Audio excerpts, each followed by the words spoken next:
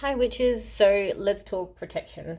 There is a lot of negativity going around at the moment, and a lot of people are feeling overwhelmed and fearful. And so I've seen a few people talk about ways that we can try and energetically and spiritually protect ourselves. And some of these are sort of double duty as well, in that they kind of also might help us prevent from getting sick or help relieve our symptoms. Obviously, I can't say any medical advice. However, I'm going to talk from a magical point of view. So, and hopefully as well, if you don't have all of these things, hopefully there is something here that you can use. I've tried to pull out everything I can think of to try and help, even if you don't have a lot of witchy supplies. So the very first thing I'm going to say is actually incorporate color magic. So I've painted my nails and they're also kind of reflective. Black, of course, like it tends to kind of absorb negativity, or if it's like shiny black, it actually kind of reflects negativity. So that's something that I'm doing, is I'm wearing a lot of black at the moment to try and give myself those protective vibes and those strengthening vibes, aside from all of the other things I'm doing. So at the very least, if you don't have access to any of this, wear black. Wear more black, incorporate that, because you can do a lot of work with the color black and color magic, and protection work. Yeah, it's the number one color that I use when I'm doing protective magic. Purple as well, but black more so.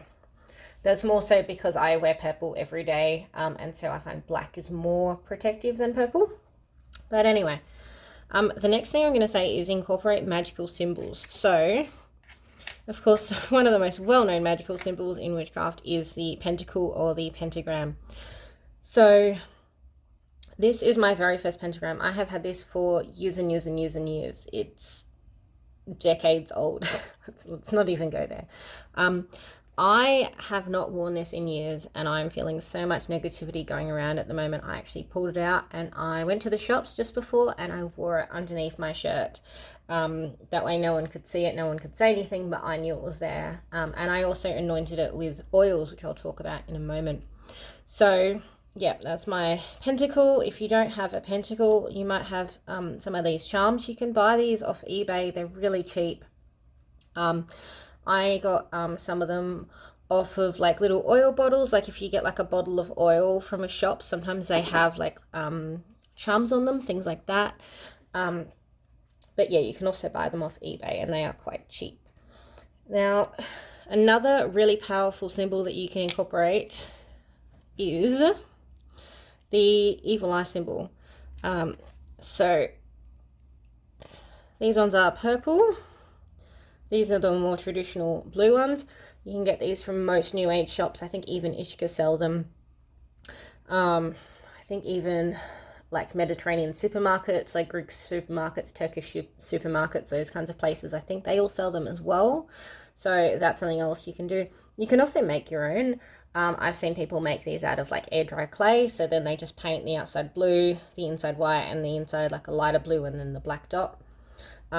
This is another really powerful symbol. I don't know that you could get away with wearing this as a necklace, but these are really subtle. I wear these as earrings. Most people don't even notice it. Although I have had a couple of people, mostly kids, say to me, "Why do you have an eyeball on your keyring?" Which is quite cute. Of course, you can incorporate crystals as well. I prefer black crystals for this. Oops, try not to drop them. So black tourmaline is really grounding. That's one that I tend to use quite a lot, and I'll just hold on to it and I'll kind of meditate with it for a minute or two, just to kind of release all of my negativity into that stone. And then I might put it either like on the earth or on like some selenite or a crystal cluster, just to kind of cleanse it afterwards, because of course you're putting your negative energy into there. It's going to hold on to it otherwise. Black kyanite is really good. This is like a black kyanite fan. So this actually slices through negativity. So if I'm going out to the shops, I will often wear this too, because I feel like it's kind of like I don't know, it's the same kind of symbolism between wearing a knife. Like like knives symbolize protection, and so this kind of symbolizes the same thing to me. It also kind of looks like a broom, which is cool. So, and again, brooms have a lot of symbolism. That's something else that you can incorporate and put around your house. So yeah, you can actually, if you wanted to, you could actually go along your body and physically like sweep that negative energy off. I also have snowflake obsidian. I like this one particularly because it's got a long cord. It sits right over my heart chakra. And snowflake obsidian, I find it protective, but I think it would probably vary on the person and also on the piece. And tourmalinated quartz, it's the same thing as with tourmaline, except it's got quartz in there. This one's really good. It's like a smaller piece. You can kind of carry it with you. This is actually my coven crystal, so it has extra kind of powerful energy. But yeah, this would be a good thing to kind of carry around with you in your handbag or something. Or if you've got a smaller, like a tumbled piece, maybe even in your pocket or your bra, something like that. And that gets me onto another point. I actually didn't have this prepared, but here it is now. You can get like a little broom or besom. You can easily make your own. This is just, you know, a stick. I don't know what this is. And then some like ribbon, and of course a charm. You could actually, even if you have just like a regular broom, you could do the same thing, like tie a piece of ribbon on there, put a pentacle on there, any other magical symbol, that kind of thing. And then you can go around your sacred space, your altar, your house, wherever, and you can just kind of sweep away that negative energy as well. So brooms are really protective. I think it's a thing in Russian houses. I know that my parents and my babushka definitely do it, where you have a broom in the house. You don't use it; it just sits on the wall, and it's like a protective thing. So that's what I do. I keep this on my wall over there. Okay.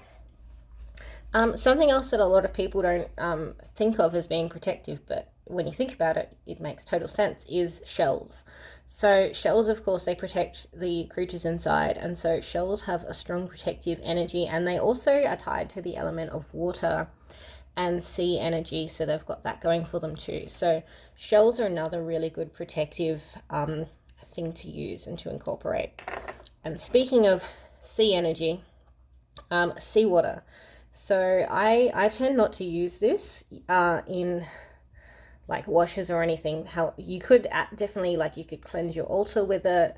You could even kind of pour it over yourself in the shower or something if you wanted, add it into a bath. This one I have for devotional purposes, but that's something else that you can definitely do, is you can collect some seawater, put it in a bath. You can even actually make your own. You can just add salt to water, because salt is extremely protective as well. Something I didn't grab, but most people have salt in their kitchen. You can add it into the water when you're having a bath. You can make like a salt scrub if you're in the shower. All of those things will help rid you of any negative energy that you're carrying around. Alrighty, next thing I'm going to talk about is oils. So oils are really good because if you're going out, you can anoint yourself with them. So this is my Athena oil. It's just got like olive leaves and some other things in there. You could make your own protective oil using like olive oil. You could add in olives. I'm going to go through some herbs as well, but you can definitely make your own protective oil if you don't already have one. Having said that, I also want to give a shout out to I think it's just called Heka Shop. It's run by I've forgotten her name now. She's fantastic. She's super knowledgeable. She has a YouTube channel. I will try and remember to link it when I put this up. But she has tons and tons and tons of protection oils on her shop, which are in stock right now. So she has Black Cat oil, Dragon's Breath protection oil, Goddess Hecate oil, Uncrossing oil, Separation oil, Protection Shield oil. All of those are great. I personally have this one. This is Dark Goddess oil. It is tied to Hecate. It's by Blackwater Grave Perfume. I think she's changed the name. I think it's Blackwater Grave Apothecary now. She's a New Zealand seller, but as you can see, this has sage, pomegranate, frankincense, and myrrh. All of those are really protective. So I have been putting this on my my wrists, my basically your pressure points where you would put perfume. So like the behind your ears, the back of your neck. You can put it on your chest, around your heart chakra.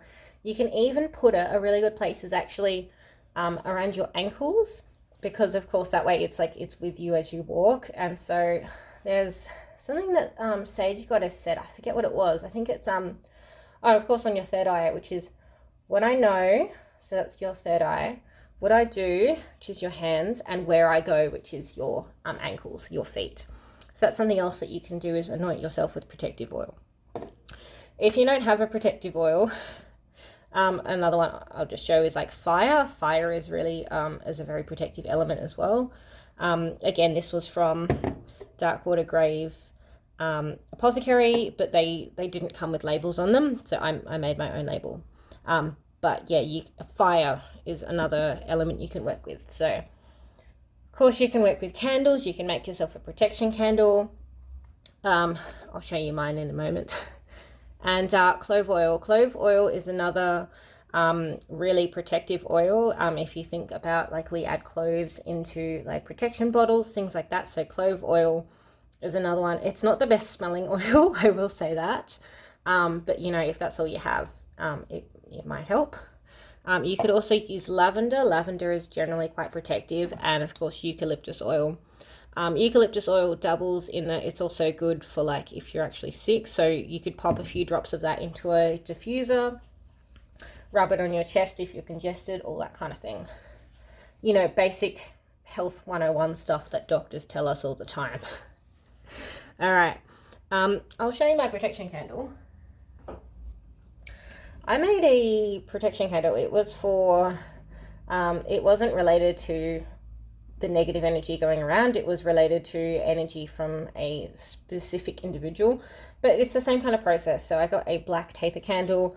I carved protection symbols into it. I think I wrote, you know, protection. I drew, as you can see, it's hard drawing on a candle. I tried to draw like a pentacle. I think I put like a cross on there. I can't remember all the other things I put on there, but I carved into that, rubbed it with a protection oil.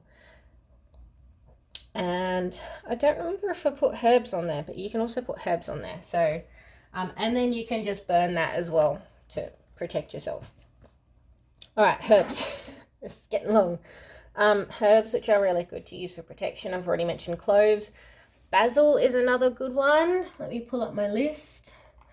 Basil, allspice, bay leaves. I don't tend to use bay leaves for protection. I use it more for manifesting, but anyway. Cinnamon, because that's related to the fire element, so cinnamon is quite protective, same as like caraway and coriander. Clove, dill, ginger, all those kind of spicy things. And I mean, ginger of course is also fantastic for your immune system. Mint, I tend not to use mint for protection, but I mean, you can also incorporate that with like eucalyptus. A lot of things contain mint and eucalyptus as, like, you know, cold remedies.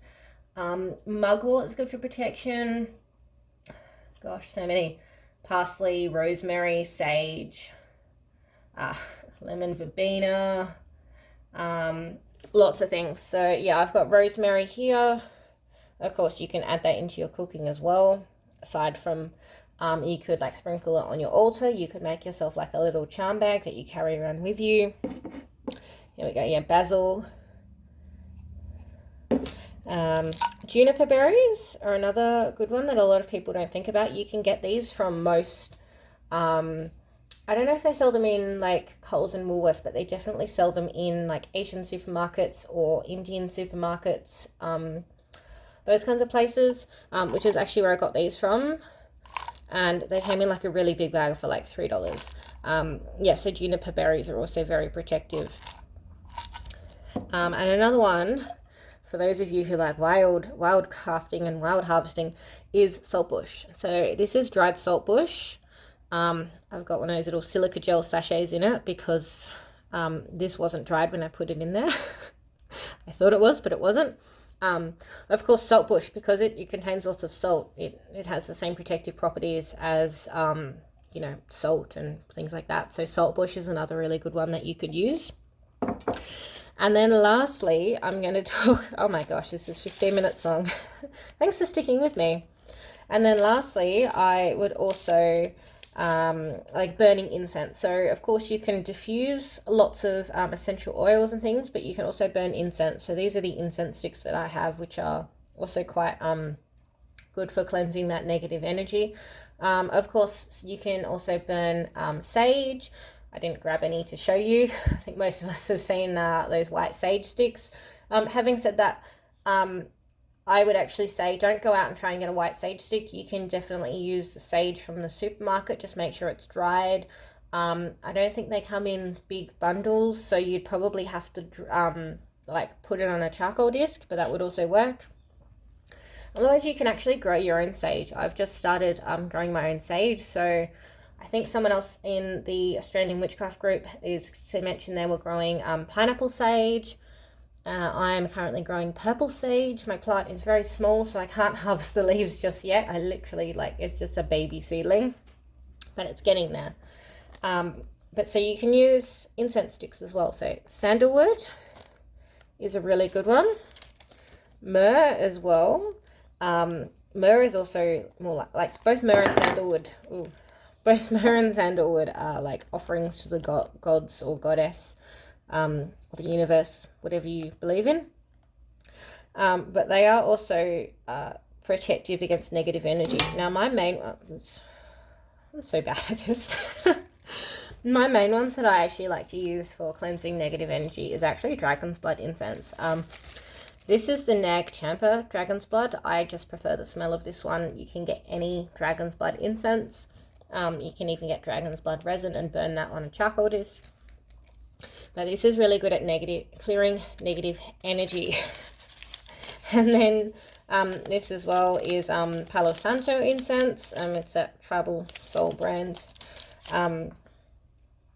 Yeah, that can also help with clearing negative energy. So if you haven't actually used sage or anything to cleanse yourself before, I'm going to try and give you a little how-to and show you how to do it. It's a little bit hard being on this camera view, but bear with me. So this is like if you've got like a little bundle. This one is purple sage, lavender and sweetgrass. Then you just need to hold it over a candle to light it. And then it's going to be smoking quite a lot. This is good. The first thing that I always cleanse is my hands. So I've got this underneath my hands, and I'm just imagining that I can feel all of the negative energy going out as the smoke goes through my hand. Make sure you do both hands.